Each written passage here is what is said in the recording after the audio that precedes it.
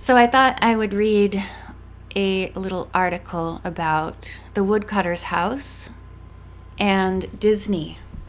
I will leave the link in the description. Forgotten Dreams, The Woodcutter's House. The Woodcutter's House, written by Robert Nathan and first published in 1927, represents a rather enigmatic chapter in the history of unrealized films at the Walt Disney Studios. References to the project span a period of close to 15 years, yet it remains almost completely undocumented in Disney history texts. Robert Nathan was a generally well-regarded writer of his era. His career encompassed 5 decades, beginning in the 1920s.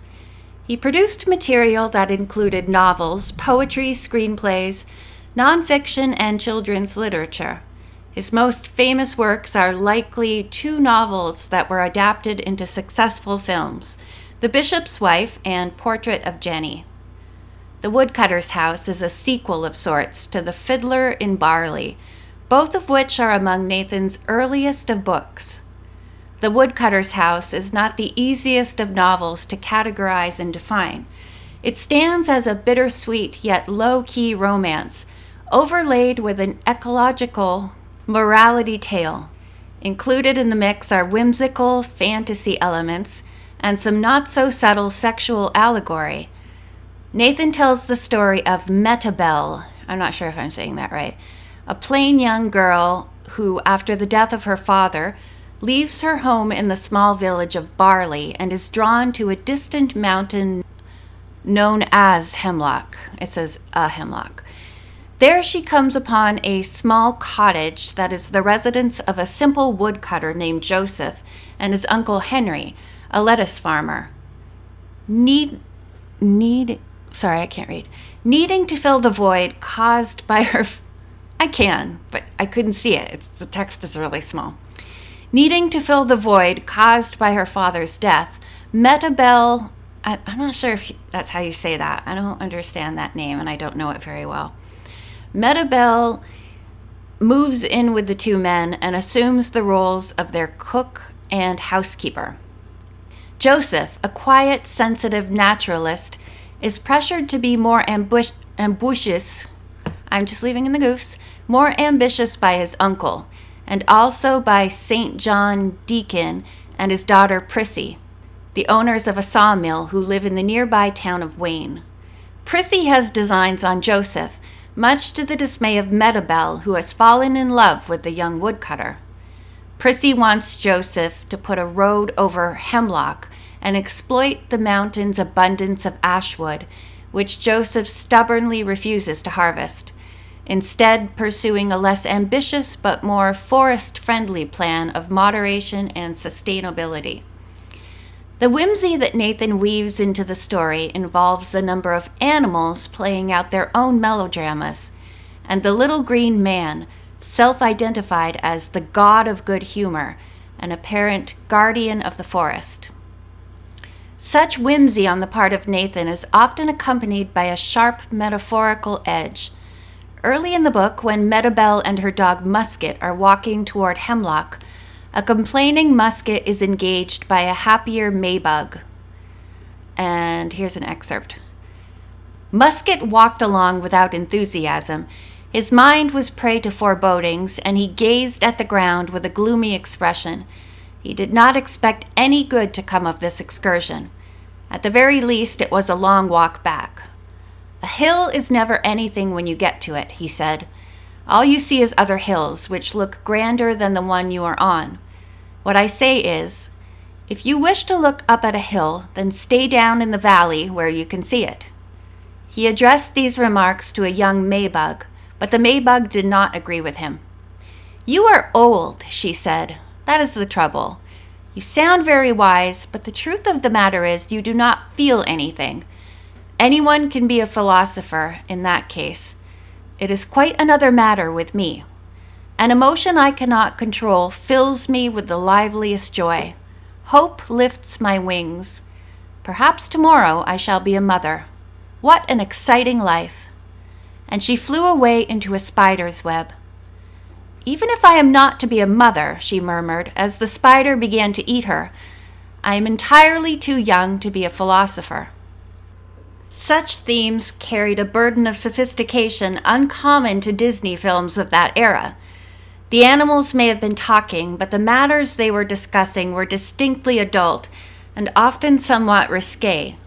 An aging musket is frequently frustrated by a lack of virility and the suspected unfaithfulness of Susan, a female dog that he is pursuing. A small mouse asks for advice in regard to his more sexually experienced fiancée. Later in the novel, the little green man attempts to explain the politics of heaven to Metabel. The gods are always fighting. I alone have no such desire, and that is what makes me unique. I do not even urge my rabbits to attack Uncle Henry's lettuces. What is the good of quarreling? But the gods do not feel amiably inclined toward those who will not fight with them. Accustomed to augments and battles to prove that the other gods do not exist, they cannot bear a mind in which there is neither envy nor disapproval. Like you, I have almost no friends in heaven because I do not wish to fight about anything. While their mortal admirers slaughter each other upon the earth, heaven resounds with divine slaps and blows. The God of the Jews has had his nose pulled many times, but he is tough, almost as tough as I am. I respect him for his obstinacy. I would like to be friends with him, but he will not have it. There is no good humor, he assures me proudly, among the Jews, and he covers his beard with his hands to keep an enraged Baptist saint from pulling it out. I learned a word. Obstinance. Or obstinacy, I don't know. Sorry for butchering that, but what can I do? Clearly, this was not exactly the type of philosophical content that Disney was willing to present in his films at that time. It is difficult at best to determine what attracted Walt Disney to the Woodcutter's house, though certainly the fantasy elements were likely a major component of his interest. As early as 1946, newspaper accounts mention Disney developing the novel for a feature film. In his autobiography, screenwriter Maurice Raff said that Walt had purchased the Woodcutter's house specifically for him to adapt. Raff worked for Disney for 2.5 years following World War II, which would align closely with the aforementioned 1946 newspaper report. Raff claimed that Disney's interest in the Nathan novel reflected a then progressive pro-environment attitude. He believed in supporting the balance of nature, Raff observed. It seems that Walt always envisioned the material as a combination of live action and animation, similar to Song of the South and So Dear to My Heart. In July of 1950, long after Raff broke ties with the studio, another newspaper article reported that Disney has taken Robert Nathan's novel, The Woodcutter's House, and will make it even more of a fantasy for the movies. The article noted that there will be but one cartoon character, the god of God humor, I think it's supposed to say good humor, who presides over the real animals in the forest. Later that same year, the New York Times indicated that Disney was in discussions with actor Danny Kaye for the Woodcutter's house. Reporter A.J. Weiler observed that a screenplay had been completed by Larry Watkin and added that it has been on and off the Disney shelf for several years, and its sole definite aspect is that Disney sees it as a combined live-action and animated feature. Watkin had at that time just completed the screenplay for Treasure Island and would go on to script numerous Disney live-action films throughout the 1950s, including The Story of Robin Hood, The Light in the Forest, and Darby O'Gill and the Little People. It was shortly thereafter that the Woodcutter's house faded from Disney studio history. The only remaining footnote to the story is found, interestingly enough, in a number of resources relating to the Three Stooges. These sources report that in July of 1959, Stooge Joe Besser filmed 15 minutes of test footage as the little green man for the woodcutter's house. Call sheets are the only evidence of the Besser screen test. While the footage may still possibly exist, no storage records for it have been found within the Disney archives. Though we are without the details of the project's ultimate demise, it is clear that the woodcutter's house proved an insurmountable challenge for Walt Disney and his studio. Though wrapped in whimsical underpinnings, Nathan's novel is in fact a mature and rather adult story that would have required substantial changes to become a more family-friendly presentation.